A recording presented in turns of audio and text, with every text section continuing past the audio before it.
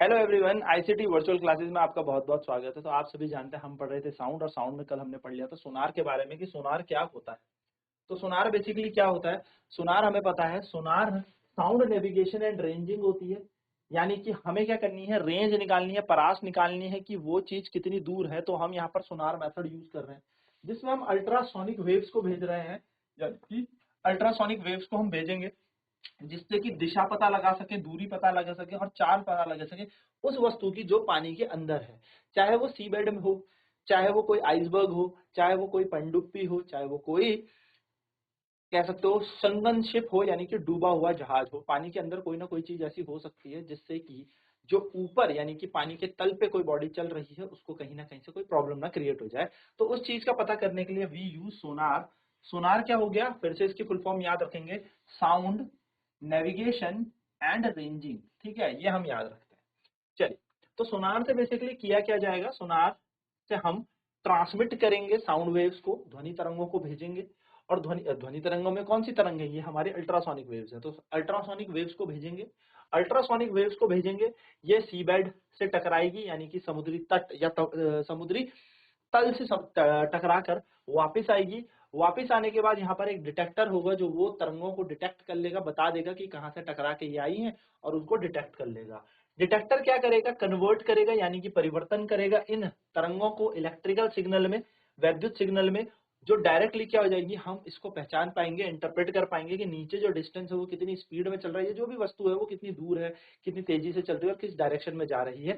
ये सब हम यहाँ से पता कर सकते हैं। एंड देन फाइनली हम यहाँ से क्या मिल जाएगा, सिग्नल हमें मिल जाएगा। नाउ कैलकुलेशन हमें क्या करनी है, कैलकुलेशन हमें करने का तरीका होता है 2D is equal to V into T, यानी कि 2 गुणा दूरी बराबर 4 गुणा समय। 2 into distance is equal to speed into time. और इस मेथड से जो हम बेसिकली इको लोकेशन बोलते हैं, जिसको एको मेथड बोलते हैं, उसमें भी हम यूज करते हैं। तो जो अबव मेथड है इसको इको रेंजिंग बोलते हैं, और जो सोनार टेक्निक है ये डिटरमाइन करती है डेप्थ ऑफ सी, यानी कि समुद्र की गहराई का ये पता कर देगी कि कौन सी, कोई पहाड़ी तो नहीं है समुद्र के अंदर, या कोई वैली तो नहीं है, कोई घाटी नहीं है, कोई पनडुब्बी सबमरीन तो नहीं, कोई आइसबर्ग तो नहीं, कोई डूबा हुआ जहाज यानी कि शंकन शिप तो नहीं है। ये सारी की सारी चीजें यहाँ से लोकेट की जा सकती है। मेथड याद रखेंगे, एको रेंजिंग। ठीक है, ये फॉर्मूला नोट करें एंड इस पॉइंट को नोट करें, फिर करते हैं इस पे एक न्यूमेरिक।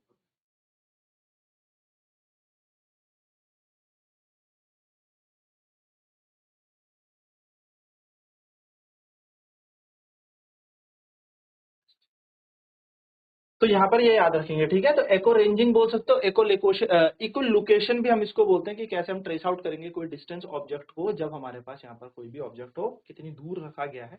तो इसका फॉर्मूला आपको याद रखना है, जैसा कि मैंने आपको बताया भी था, फिर भी आप इसको याद रखेंगे कि क्या फॉर्मूला हम यूज करने वाले हैं। देखो, जैसे फॉर एन एग्जाम्पल यहाँ पर कोई सोर्स है, ठीक है, इस सोर्स से कोई ध्वनि तरंग गई या अल्ट्रासाउंड गया, किसी ऑब्स्टिकल से टकराया पानी के अंदर, अब टकरा कर वापिस आया। तो डी दूरी वो गया और डी दूरी वापस आया। कितनी चाल से गया होगा, वी चाल से गया होगा। तो speed is equal to distance upon time यहाँ पर हम यूज करते हैं, हम सभी को पता है चाल बराबर क्या होता है, दूरी बटा समय। तो डिस्टेंस अपॉन टाइम हम यहाँ पे यूज करते हैं। अब कितनी बार डिस्टेंस गया, तो एक बार गया एक बार आया, तो यहाँ पर निकल जाएगा चाल गुण बराबर 2 गुणा दूरी बटा समय। तो यहाँ से अगर हम दूरी की बात करें, डिस्टेंस की बात करें, तो ये बन जाएगा स्पीड इनटू टाइम बाय 2, यानी कि दूरी बराबर आ जाएगा चाल गुणा समय बटा 2। तो v, या हम कह सकते हैं d is equals to v into T by 2। ये फॉर्मूला हमें याद रखना है। चलिए फटाफट से नोट कर लें इसे, देन अब हम इस पे न्यूमेरिकल लगा।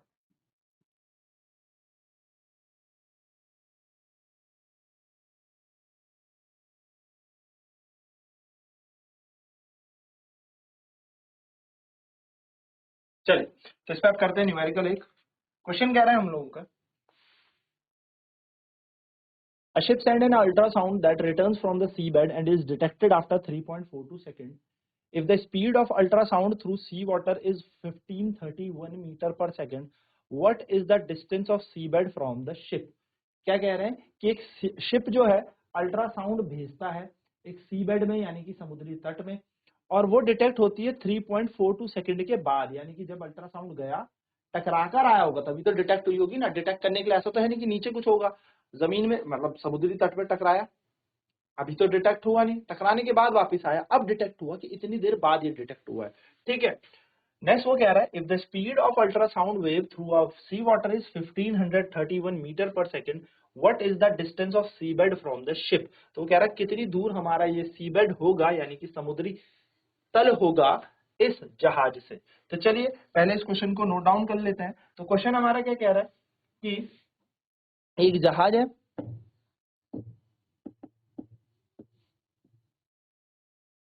इस जहाज ने सी बेड की तरफ क्या भेजा, एक अल्ट्रासाउंड भेजा, जो एक डिटेक्टर ने डिटेक्ट किया।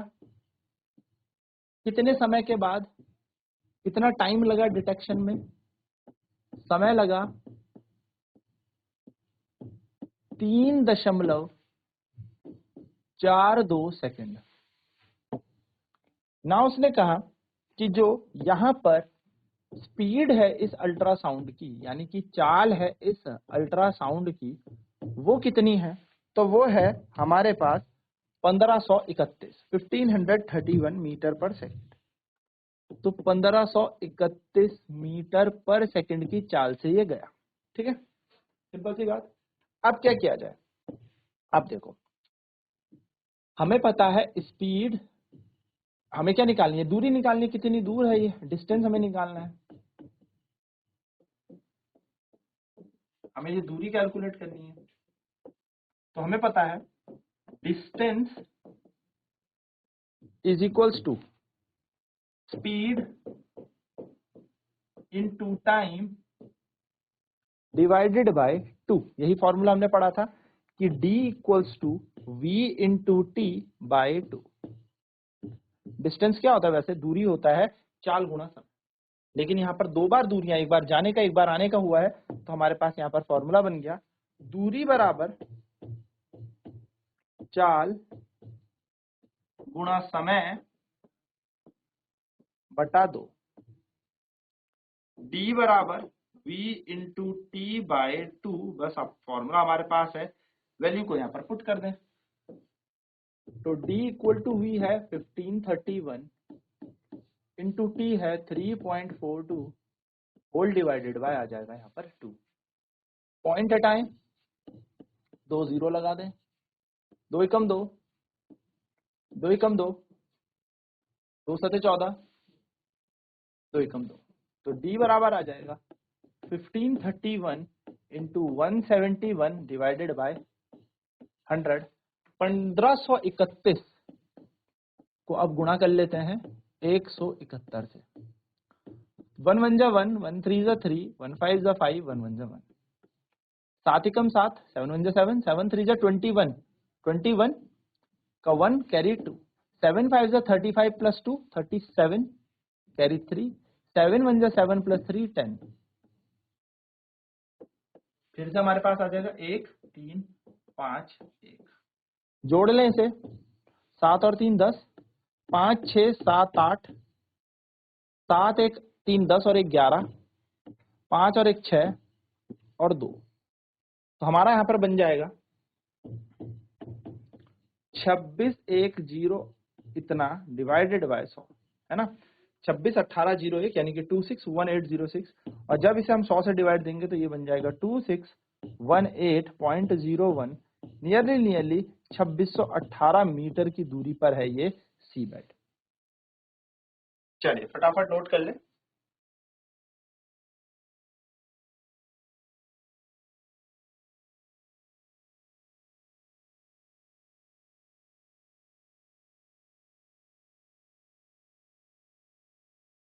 तो हमने यहाँ पर क्या देखा, कितनी दूर है ये हमारा ऑब्जेक्ट। तो हमने देख लिया ये है लगभग 2618 मीटर की दूरी पर। ठीक है, चलिए फटाफट नोट कर लें इस क्वेश्चन को।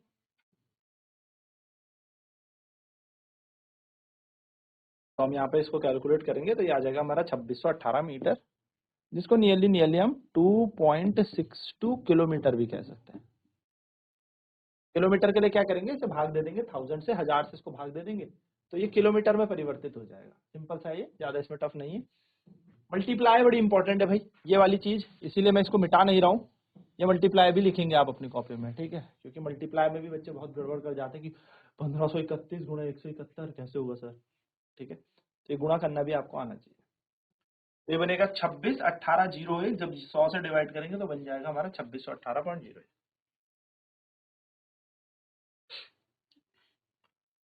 तो 2618 मीटर यानी कि 2.62 किलोमीटर दूर हमारी ये सीबेड होगी, ये वस्तु होगी। चलिए आगे बात करते हैं। सो ये हो गई हमारे यहाँ पर इस क्वेश्चन की बात, ठीक है। तो देखिए अगला क्वेश्चन और हमें दे रखा है एक क्वेश्चन कि a submarine emits a sonar pulse which returns from an underwater cliff in 1.02 second if the speed of sound is salt water is 1531 meter per second, how far away is the cliff। हुआ क्या, एक submarine है यानी कि एक पनडुब्बी है, ठीक, एमिट्स अ सोनार पल्स, वहां से एक सोनार की क्या भेजी गई, तरंग भेजी गई, जो नीचे पानी के नीचे एक क्लिफ है यानी कि चोटी है, उस चोटी से टकराकर ये आती है 1.02 सेकंड में। पानी के अंदर एक चोटी है, कोई क्लिफ है, कोई पहाड़ी है, उस पर ये टकराएगी और टकरा कर आ रही है ये ऊपर की तरफ 1.02 सेकंड में। अगर स्पीड जो साउंड की यानी कि जो ध्वनि की तरंग है उसकी चाल जो है 1531 मीटर पर सेकंड है, तो कितनी दूरी ये पहाड़ी होगी। तो क्वेश्चन हमारा सेम है, ट्राई करेंगे इस क्वेश्चन को। तो क्या कह रहा है क्वेश्चन, क्वेश्चन कह रहा है कि जब पनडुब्बी ने ध्वनि तरंग भेजी तो वो किसी क्लिफ से टकराई, किसी चोटी से टकराई और चोटी से टकराकर वापस आई। तो जो समय यहाँ पर लगा यानी कि जो टाइम यहाँ पर था वो था 1.02 सेकेंड, चेक कर लेते हैं एक बार, 1.02 सेकेंड, ये था समय, इतना समय लगा। और स्पीड जो हमें दे रखी है यानी कि चाल जो हमें दे रखी है वो दे रखी है 1531 मीटर पर सेकेंड। हमसे कहा है कि ये कितनी दूर है यानी कि डिस्टेंस हमें बताना है। ये जो पहाड़ी है, ये जो क्लिफ है, ये जो चोटी है जो पानी के अंदर है, ये कितनी दूरी पर है, इसकी दूरी हमें निकालनी है, डिस्टेंस हमें कैलकुलेट करना है। तो अगर मैं वापस डिस्टेंस का फॉर्मूले की बात करूं तो हमें पता है distance is equals to speed into time divided by 2, यानी कि दूरी बराबर चाल गुणा समय भाग दिया जाएगा 2 से। तो क्या किया जाएगा, दूरी हमें निकालनी है, चाल कितनी है 1531 गुणा 1.02 होल डिवाइडेड बाय 2, पॉइंट हटाएं, 2 जीरो लगा दें, 2 एकम 2, 2 पंजे 10, 2 एकम 2, तो दूरी आ जाएगी 1531 गुणा 51/100। चलिए इन दोनों को मल्टीप्लाई कर लेते हैं, 1531 को 51 से गुणा करते हैं, 1351, सेम टू सेम, 5 1 जा 5, 5 3 जा 15 का 5 कैरी 1, 25 प्लस 1 26 कैरी 2, 5 एकम 5 और 2 7, 1 8 10 6 7 8 और 7, तो ये बन गया 78081 डिवाइड बाय 100, यानी कि दूरी आ जाएगी 780.81 मीटर, या इसको नियरली हम बोल सकते हैं 1000 से डिवाइड करके, है ना, 780 मीटर, तो 0.7 किलोमीटर के अराउंड आ जाएगा, बट फिर भी इतना आप याद रखेंगे। तो ये हमारी यहाँ पर क्या आ जाएगी, दूरी आ जाएगी। चलिए सॉल्व करेंगे। ये एक सबमरीन है, ठीक है, यानी कि एक पनडुब्बी है।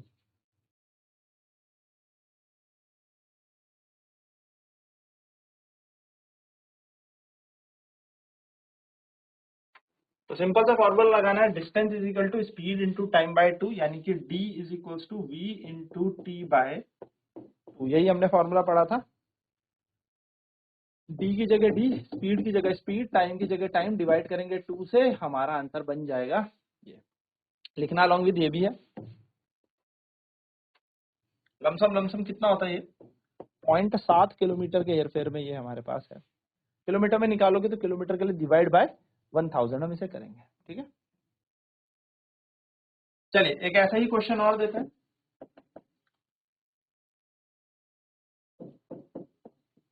A source is 1000 meter away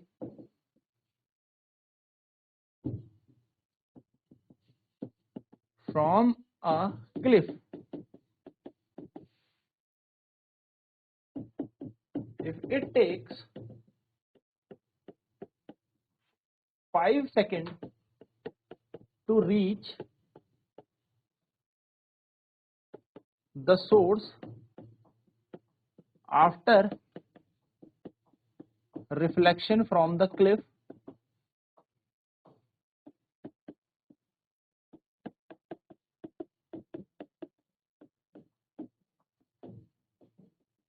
then calculate the speed of the wave.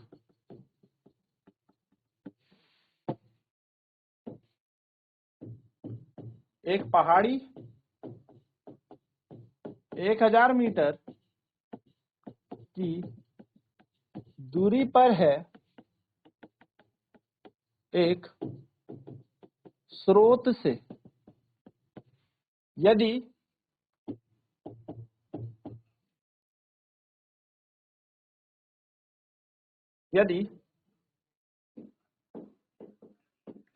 ध्वनि तरंग को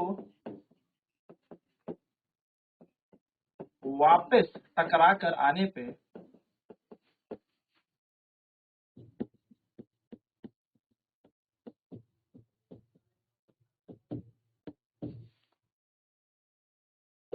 पांच सेकंड लगते हैं,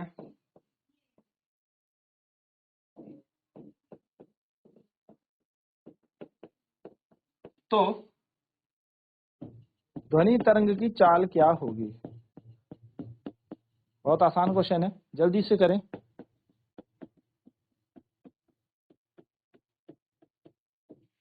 चलिए फटाफट सॉल्व करेंगे फिर। तो देखिए सीधा सा फॉर्मूला होता है distance is equal to velocity into time, यानी कि स्पीड इंटू टाइम बाय 2। ये हमने पढ़े लिया। दूरी कितनी दे रखी है 1000, चाल हमें निकालनी है, समय बोला है 5 सेकंड इंटू 2। ठीक है, सिंपल। दूरी हमें कितनी दे रखी है 1000, कितने सेकंड में आ रही है 5 सेकंड में। चाल हमें निकालनी है, फॉर्मूला हमारे पास है दूरी बराबर चाल गुणा समय बटा 2, यानी कि distance is equals to speed into time by 2। Just need to calculate v calculate करने के लिए इसको यहाँ मल्टीप्लाई कर दो और नीचे भेज दो 5। 5 एकम 5, 5 दूनी 10, 0 0, यानी कि स्पीड आपकी हो जाएगी 400 मीटर पर सेकंड। ये है आपकी ध्वनि तरंग की चाल। 400 मीटर पर सेकंड से चलेगा, जिससे कि क्या होगा, ये टकरा कर वापस आएगा इस छोटे से डिस्टेंस, यानी कि 1000 मीटर या 1 किलोमीटर की दूरी। सो ये है, इस तरीके से आपको ये क्वेश्चन करना है। तो हमारा लास्ट पार्ट इस चैप्टर का बच गया, दैट इज ह्यूमन एयर, यानी कि मानव का कान। और हमने ये कान खत्म करने के बाद हमारा ध्वनि चैप्टर हमारा खत्म हो जाएगा। आई होप ये सारी चीजें आपको समझ में आ गई होगी। तो आईसीटी वर्चुअल क्लासेस में आज इतना ही, मिलेंगे नेक्स्ट क्लास में। तब तक के लिए बाय बाय, टेक केयर।